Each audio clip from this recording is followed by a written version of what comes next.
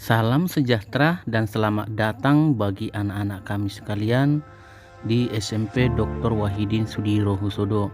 Selamat belajar bagi kita semua. Hari ini kita belajar seni rupa. Jadi ini hari pertemuan kita, yaitu pertemuan pertama. Bapak berharap kalian semua dapat tetap semangat dalam belajar. Sebelum kita memulai pelajaran hari ini, marilah kita berdoa terlebih dahulu sesuai dengan ajaran dan agama masing-masing. Berdoa dimulai. Berdoa selesai. Nah, anak-anak, untuk pembelajaran kita hari ini yaitu menggambar flora, fauna, dan alam benda.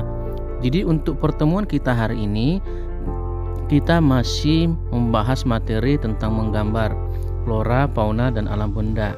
Tujuan pembelajaran hari ini yang pertama yaitu mengidentifikasi kekayaan dan keunikan flora. Yang kedua, mendeskripsikan keunikan flora, fauna, dan alam benda. Jadi kedua topik ini akan menjadi tujuan kita hari ini.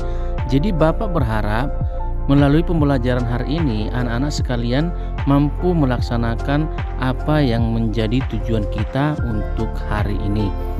Jadi langsung saja kita mulai, yaitu yang pertama, mari kita perhatikan gambar berikut. Nah, anak-anak, dari gambar tersebut dapat kita melihat bahwasanya jenis fauna dan jenis flora itu sangat beragam. Tentunya ini menjadi inspirasi bagi kita untuk nantinya membuat gambar. Nah, selanjutnya untuk fokus belajar kita hari ini yaitu pengertian menggambar, objek menggambar, kemudian komposisi. Jadi ketiga hal inilah yang akan kita bahas untuk hari ini. Untuk topik materi kita hari ini, silakan anak-anak baca teks yang ada dalam video ini atau boleh buka buku pegangan kita Seni Budaya halaman 5. Bapak memberikan waktu untuk kalian membaca teksnya, kemudian dipahami, dan nantinya kita akan ulas kembali. Silahkan dibaca dulu ya anak-anak.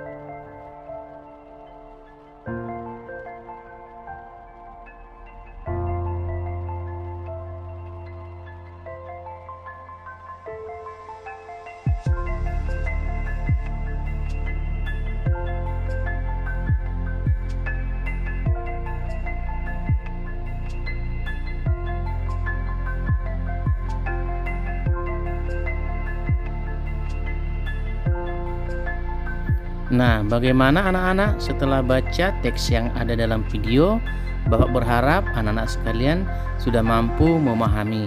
Namun perlu juga Bapak jelaskan kembali, gambar merupakan bahasa yang universal dan dikenal jauh sebelum manusia mengenal tulisan. Gambar sudah dikenal masyarakat sejak zaman purba.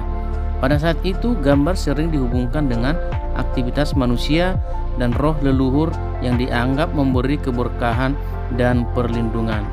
Bagi manusia purba, gambar tidak sekadar sebagai alat komunikasi untuk roh leluhur saja, tetapi juga memberikan kekuatan dan motivasi untuk dapat bertahan hidup. Nah, untuk sekarang ini, manusia dalam melakukan aktivitas menggambar memerlukan media, alat, serta bahan yang senantiasa berubah sesuai dengan perkembangan zaman.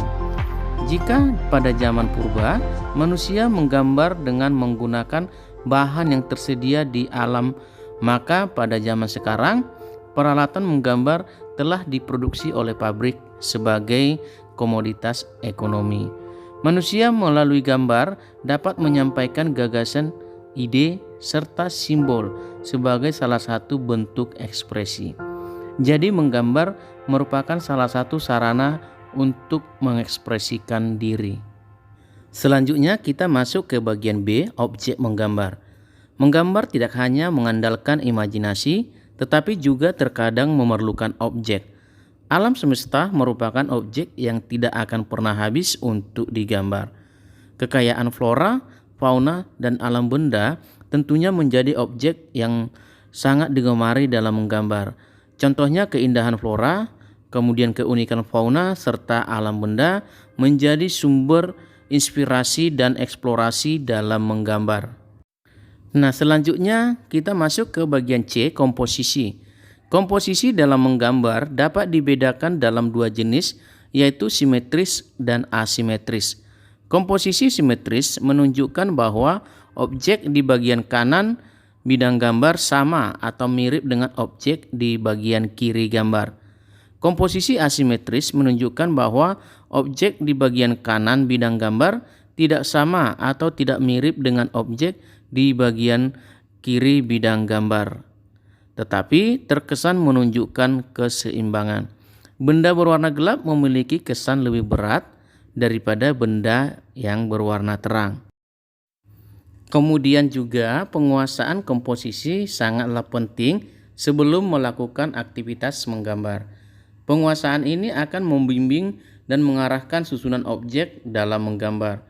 Beberapa contoh komposisi dalam menggambar dapat kita perhatikan atau dapat kita buat nantinya untuk kegiatan selanjutnya.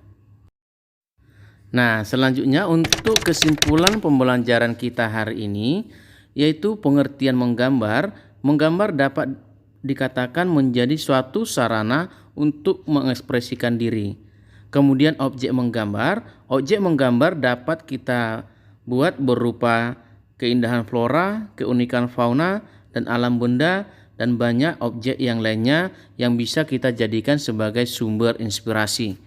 Kemudian komposisi merupakan cara yang dilakukan untuk menata posisi gambar di dalam bidang gambar. Jadi untuk komposisi ada dua hal yang harus kita perhatikan, yaitu komposisi simetris dan asimetris. Jadi anak-anak, Bapak berharap untuk pembelajaran kita hari ini, anak-anak sudah bisa memahami apa yang menjadi topik pembelajaran kita hari ini.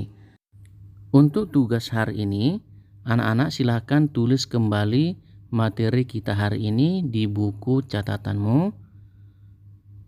Tulis kembali tentang pengertian menggambar, objek menggambar, serta komposisi.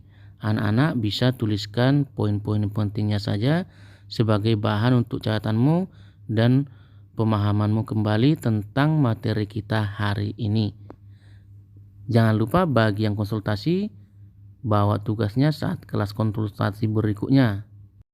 Dan yang mengikuti kelas PJJ Murni, silahkan kirimkan tugasnya di aplikasi Discord dengan tepat waktu. Untuk materi kita selanjutnya minggu depan, anak-anak boleh pelajari tentang teknik menggambar. Kemudian tetap semangat belajar dan salam sehat bagi kita semuanya.